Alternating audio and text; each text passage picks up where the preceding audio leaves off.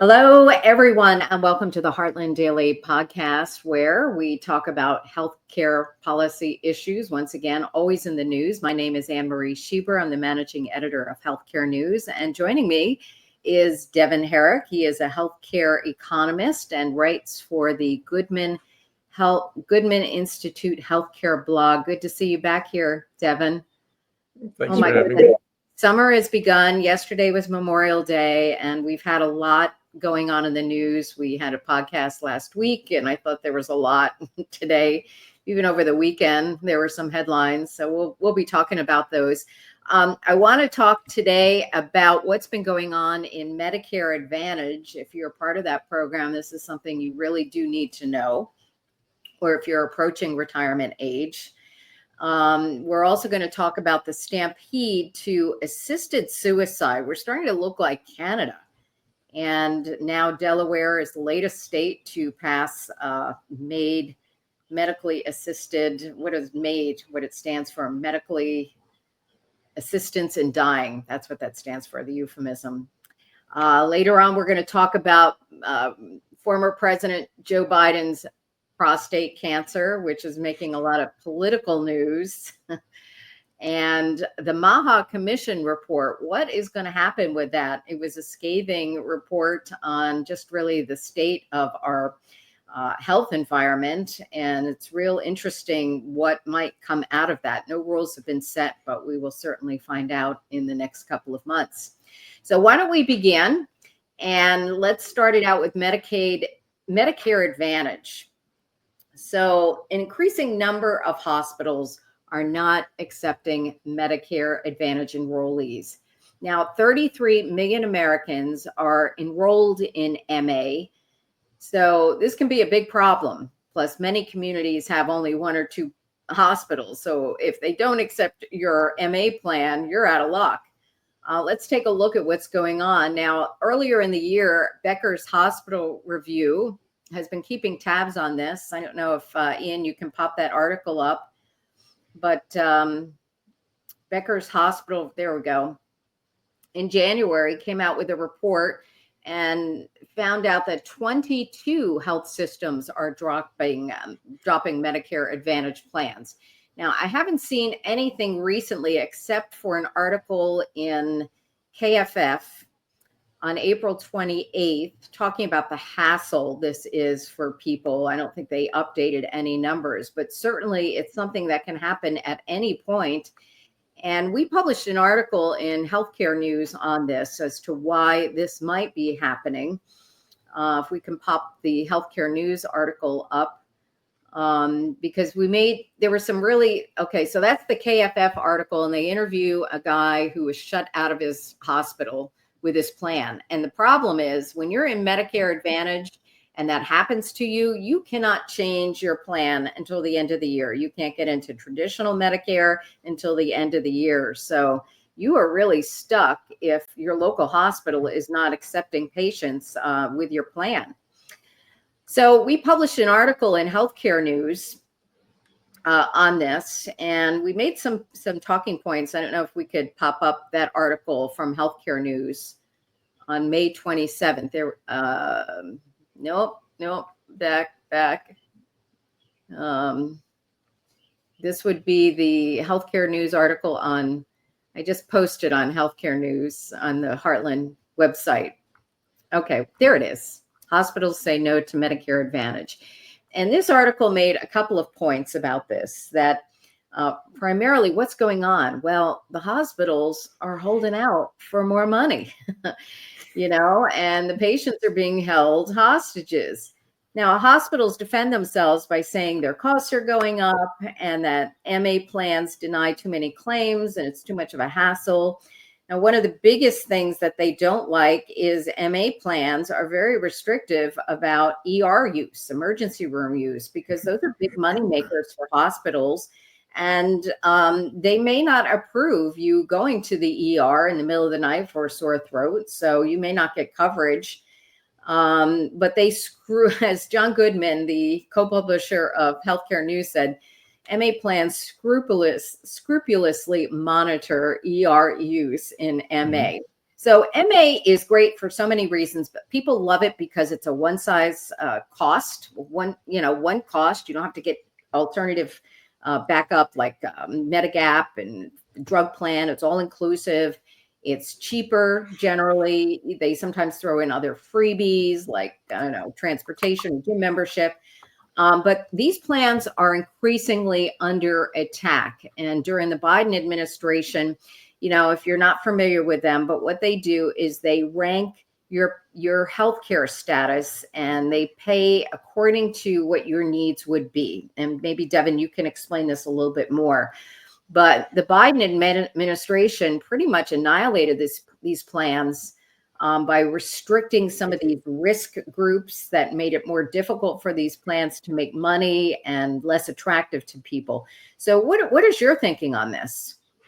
Well, I tend to agree with what John Goodman said, that it's all about money. It's a negotiating tactic that some hospitals are using because MA plans are essentially private health plans. So it's the same companies like Humana, United Health Group, among others, Blue Cross, among others, that have health plans for employer groups, also run health plans for Medicare age seniors.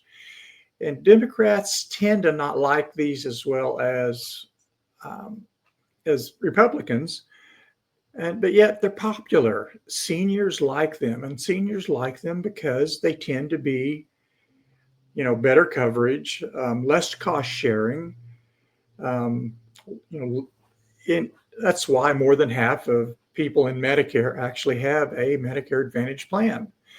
So yeah, it's a cat and mouse game, I believe. And one of the areas that, as you said, Biden was concerned about was the risk adjustment mechanism. Some of the MA plans were accused of aggressively going out and attending to seniors' needs to see what was wrong with them so they could get paid for it. That's not necessarily a bad thing. So, but yeah, they are popular and they're growing. Well, one of the things Goodman always talks about is they have an incentive to find out what's good with you. And the thing of it is, they're a closed-ended plan in that the MA plan ends up paying the cost. So if they underestimate your care, they're on the hook for paying more. Yes, there's been a lot of news about gaming the MA plans, and that's why Biden cut some of these risk pools. But again, we know what managed care is. It's kind of like a managed care plan, but it has a little better protections in it. So, if we don't let them be the best that they can be, of course, people are going to get discouraged and not use them. And, I thought I read, maybe we have it in our article, that people in MA plans spend $200 to $300 less a month than traditional fee-for-service Medicare. So no wonder the hospitals don't like them or the providers. They may be a way of controlling escalating out of control Medicare costs. And I would hate to see them challenged. I hope that this is a temporary situation. I certainly wouldn't want to find out about it at the last minute if I was in an MA plan and one of my 2 or 3 local hospitals isn't accepting me. So if you think about it, yeah, they scrutinize emergency room use because the ER is the conduit where a lot of people are sucked into the hospital and you don't even have to be admitted. You can be, we're here for observation. Well, it's still costing $10,000 a day. And 2 days later, I guess you were fine. They send you home. Well, if there was one way to save money, it is keeping people out of the hospital. And the second corollary to that is keep people out of the ER. And you do that by giving them the primary care they need and really just keeping them healthy. Right. And I have to correct something when I uploaded this article. Bonner Cohen is the one who wrote the article, not me, but it's showing up that way. So I'll go fix that after we stop recording. All right. Well, we'll be certainly watching for that. And now we're in a new administration, and let's hope that we can beef up these plans and let them be what they can be. And hopefully keep Medicare costs better under control. All right. Our next topic is kind of related. No, it's not related to Medicare in any way, but the stampede to increase assisted suicide in states throughout the country. Now, I don't know what's going on, but this seems to have started a couple of years ago. Delaware on May 20th became the 8th state to approve medical assisted suicide. The euphemism for medically assisted suicide is MAID. It stands for Medical Assistance in Dying. That's the term that's used in Canada, which has, gone over the top with pushing MAID. Now just allows it for anybody. And, we've got 8 states now. 2 states are waiting for their governors to sign, New York and Nevada. So we could pretty soon have 10 states doing this. A couple of big questions here. Is the U.S. becoming Canada? Canada is the poster child for socialized medicine, extremely long waits for care. It's expensive. And increased assisted suicide certainly is a convenience, at least for the government, having to pay the bills and have to listen to people who can't get in to see a doctor. The other thing is MAID is not healthcare, and it is life-ending. It's not life-encouraging. So why should the government pay for this? And why should healthcare plans have to pay for it? There's going to be a doctor involved and some medical facilities probably, and certainly distribution of medicine. So those issues haven't really been ironed out. What's interesting, I went to a panel discussion here in my community about a month ago. It's real interesting. They had a disabilities advocate, they had a lawyer, and they had a doctor. And they talked about how this is unfolding in these states like Oregon, which has been the first, and Washington State, and Vermont, New Hampshire, I can't remember which state it is, but it is really incredible when you think about some of the worst case scenarios. So what they do is to get everybody on board.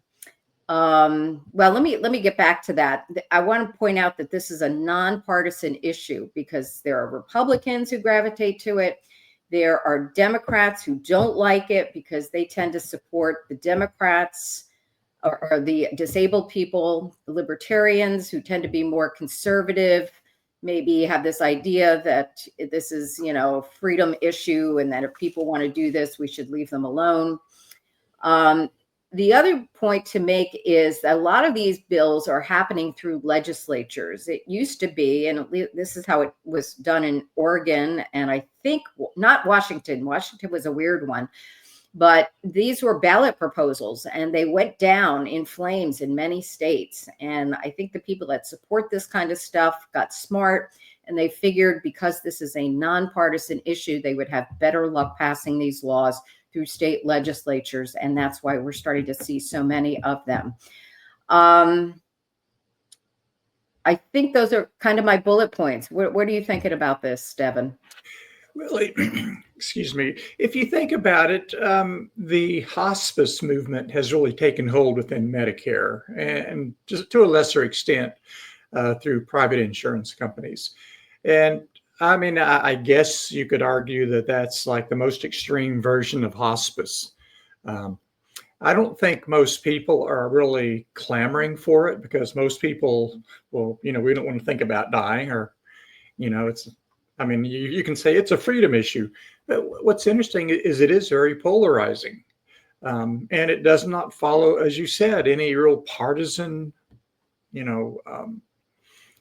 political stance. It's, everyone either hates it or favors it, or it seems like there's very little in between.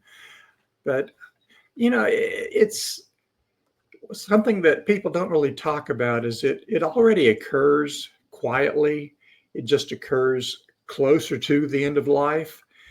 I mean, like when my father died, it's like, well, we're going to withdraw dialysis because it's not working. So we can either wait 2 weeks for him to die in agony, or we can, shut off the machine, basically. Well, Yeah. in a matter of speaking, it's not so much do we do it. I mean, the King of England Princess Elizabeth's father was quietly hastened to his death, so he could be in the morning newspapers, not the evening newspapers. That was less dignified. It's just, when do you do this? Do you do it, a day before patients are already going to die, or do you do it, years ahead of time? Well, okay, we can agree that's probably not a good idea, but it is a discussion that resonates for some reason with a lot of people. Well, I'll tell you what was interesting at this panel discussion is the idea that malevolent actors will get involved. And this attorney put out a case. I think this was not a real case, but this is what could potentially happen. So when they pass these things, they have all kinds of safeguards. They'll say, okay, you have to be terminal within the next 6 months. Well, first of all, nobody really knows that. Okay. It's just a guess. And then they only say doctors can administer the pills and the doctor has to be in the room. But then over time, they start taking that away. And now I think I can't remember, it's Vermont or New Hampshire, but they're looking at allowing a whole range of medical providers to be able to do this. And what it is pills, right? And in this case scenario, let's say you had a guy who had a problem with drugs and needed some money and had a sweet grandmother who was kind of, suffering from dementia. And he convinced grandma to allow him to stay in her house, and he could potentially talk her into taking these pills. And bingo, signing documents, he inherits the house. I mean, these are the kinds of things when it comes to death and hastening death in families that can always come up. And in Canada, you're allowing depressed people, medically, people who have compromised mental health, to be able to make the determination. One of the things I heard at this panel thing was they did a study and they said intractable pain is not the top reason why somebody wants this. Generally, they just want to die. Pain, because we know that pain can be treated. It's for another reason. They don't want to burden their loved ones. That's why the disabled advocate was there, because they felt like this is really going to push them to hasten their death. And, sometimes you can't always speak for yourself. And it's going to raise a lot of ethical questions. I'm afraid the more we kind of go steamrolling down this hill, we've never, ever done that. Remember Jack Kevorkian? I mean, that was just the most controversial thing ever imaginable. He did do prison time for it. And now we're just completely accepting this and calling it healthcare. And I think it's an alarming trend. So I said all I had to say. All right. We'll be keeping watch on that. The next issue coming up is former President Biden, prostate cancer. So this came out a couple of weeks ago, and it's getting all kinds of political attention because it's coinciding with a book that came out from someone in the mainstream media, kind of defending the media's, I don't want to call it ignorance, but they just failed to inform the public about Joe Biden's cognitive disabilities. And we all knew it, but they were really covering up for the guy. And I think now there's going to be a congressional panel on this to examine who knew what and who was calling the shots. But let's just talk about the prostate cancer to begin with. So former President Joe Biden was diagnosed with a very aggressive form of prostate cancer. Nobody believes that Biden was not carefully monitored for this. Now, I don't know how old he's in his 80s. He's had it before, and the presidents have the best of healthcare. Why they wouldn't be monitoring this is just hard to believe. were they covering it up? Was he getting aggressive treatments that compromised his cognitive ability? We don't know. And why are they releasing this now? Is it to buy sympathy for President Biden, to cover up what was going on behind the scenes with his decision makers? Let's talk about this issue of screening. So the recommendation is that men no longer need to be screened for prostate cancer after, I think, age 71. Why don't you talk about that, Devon? Oh, yeah. As you said, it created a lot of people were saying, how can the man with the best health care in the world have this happen? How can he suddenly have, stage 4 aggressive prostate cancer that metastasized to his bones? Well, in fact, it was not even the standard of care. I mean, it's after age 70, 71, by and large, I say, well, okay, that's no longer recommended that you get screened for prostate cancer, because most men who get prostate cancer tend to die with it rather than from it. Yeah. In the case of Joe Biden, his was more aggressive than that. But just because you turn, one more year on a calendar does not mean that he couldn't order it to be done. It does not mean that his doctor could not have said, hey, he is the president. It's not an expensive test. He probably gets blood tests every single year. Yeah. As I do. Just throw in a PSA on that. So it's hard to imagine, and there's a lot of controversy, like, how did this happen? It's so cheap. It's so easy. It's routine.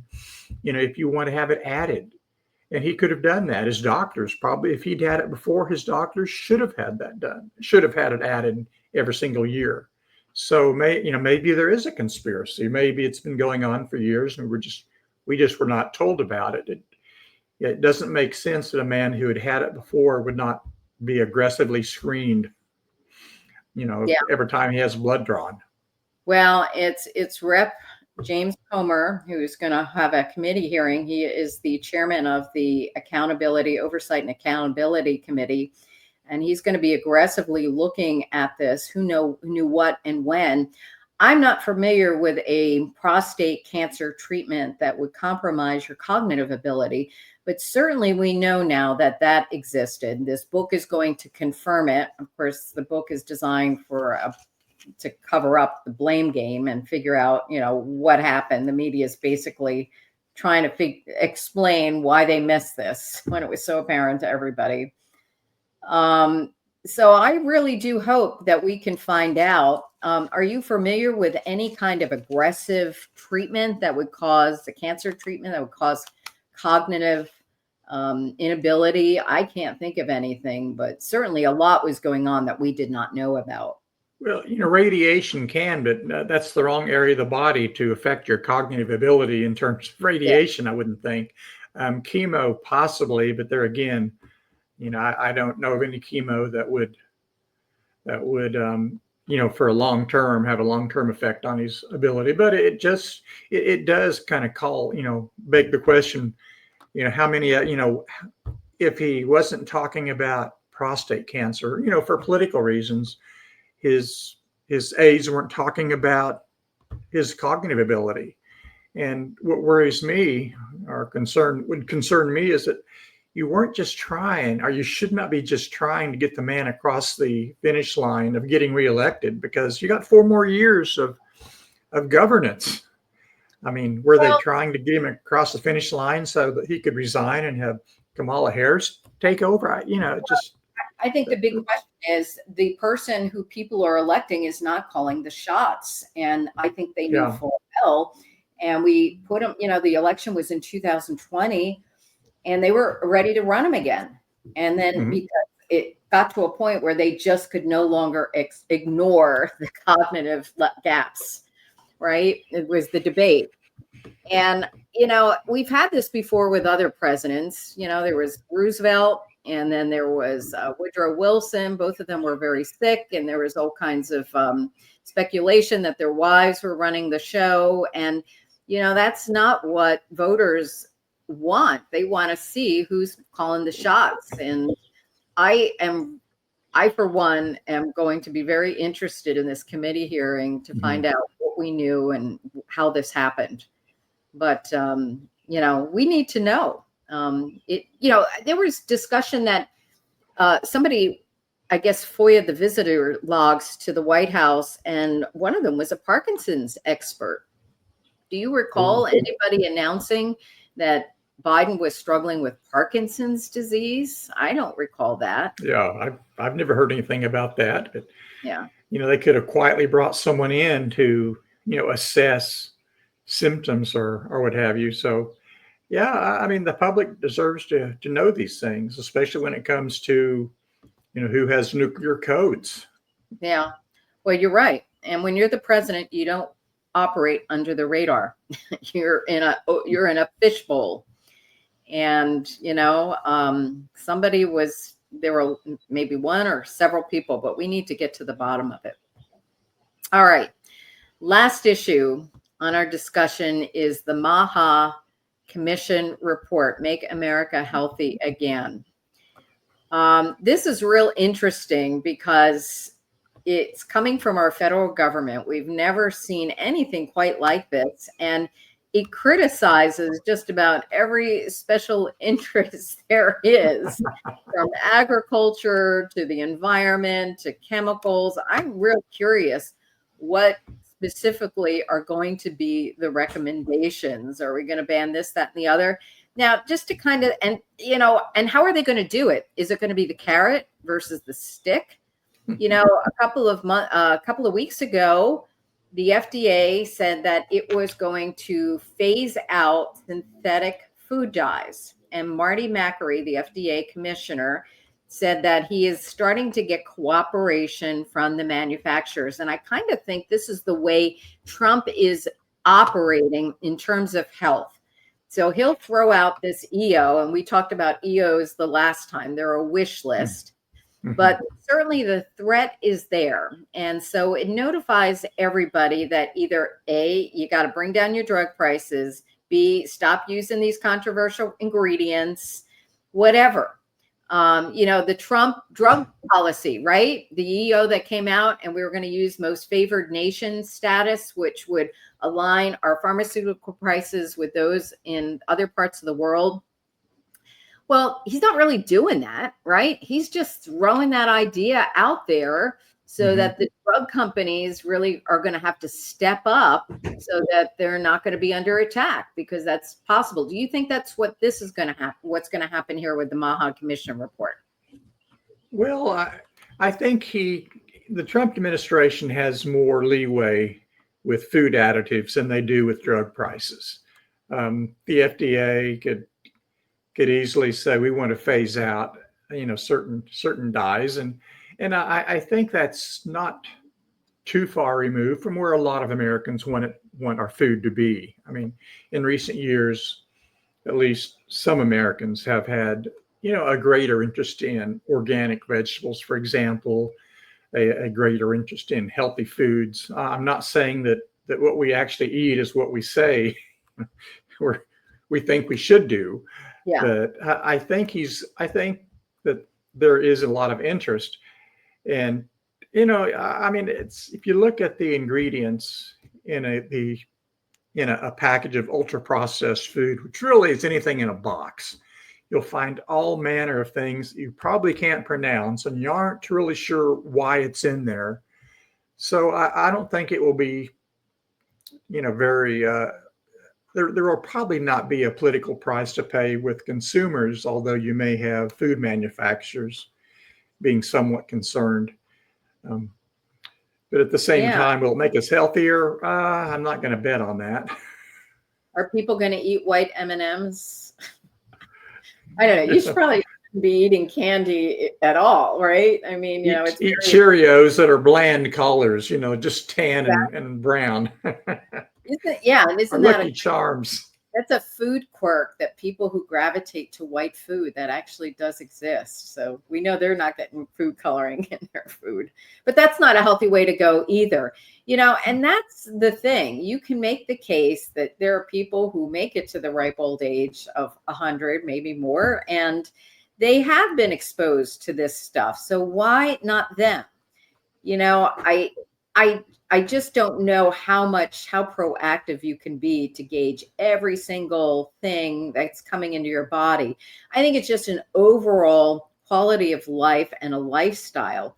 I think still too few people engage in exercise and physical activity.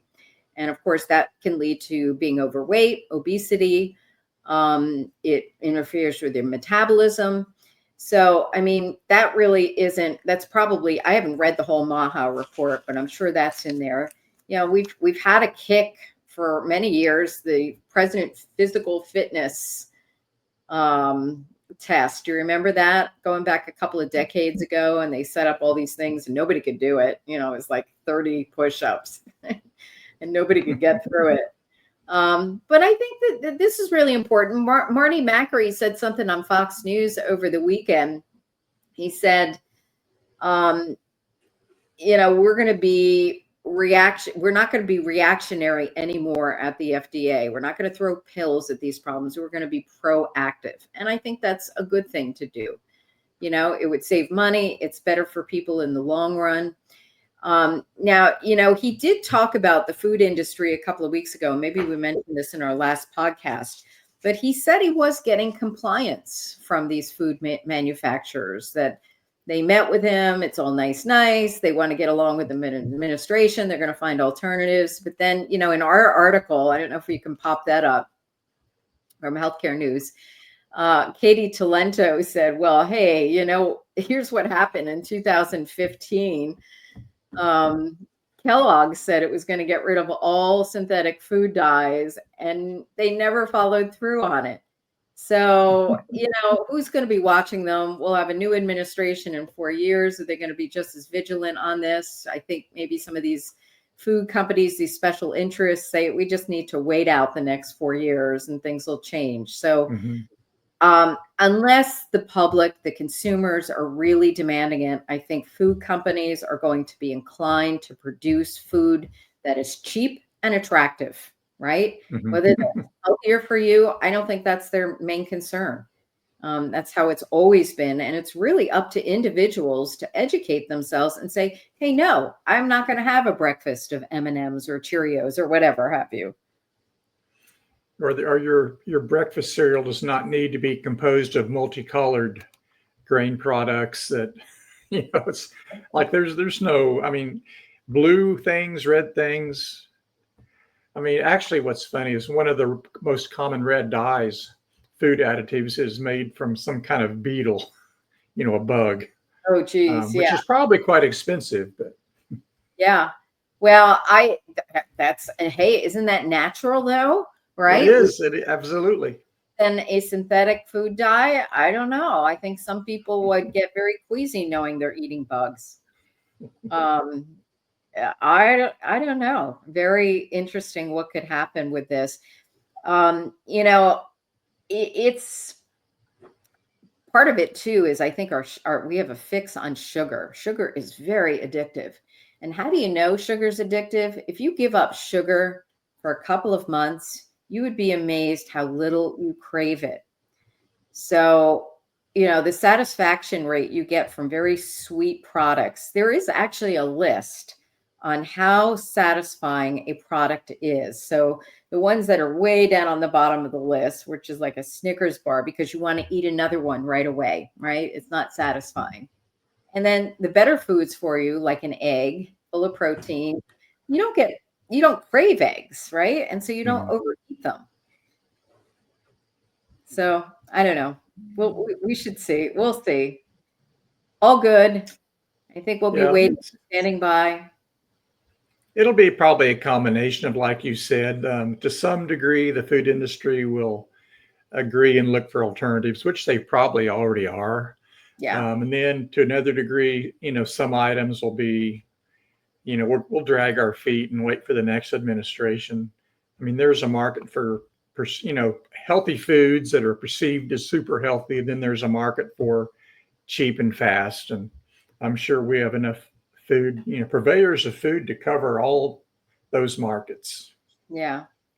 But, we've got some very savvy people in marketing, and maybe it's time for them to kind of step up. If you've got to do something, start selling the idea that the food is more healthful to you or to a consumer. And, convince them that white M&Ms filled with a vegetable product are really delicious and fun. And you can decorate cookies with them and binge in college on them. Oh my goodness. All right. Well, I think that wraps it up for us. That is a full plate. We'll end it just at that. We've run out of time. Be sure to check out healthcare news at the heartland.org website and Devon's postings on the Goodman Institute Healthcare blog. That is just full of information. John picks up all the healthcare headlines in the country and puts them on his blog. And sometimes you'll pull them out and write about them, and you always have insightful things to say. So be sure to check that out. We'll have links in the podcast notes. In the meantime, thank you for joining us. Thanks for listening, and stay healthy. We will be back, I'm sure, with probably a dozen more things that we could probably talk about. Have a good week, everyone.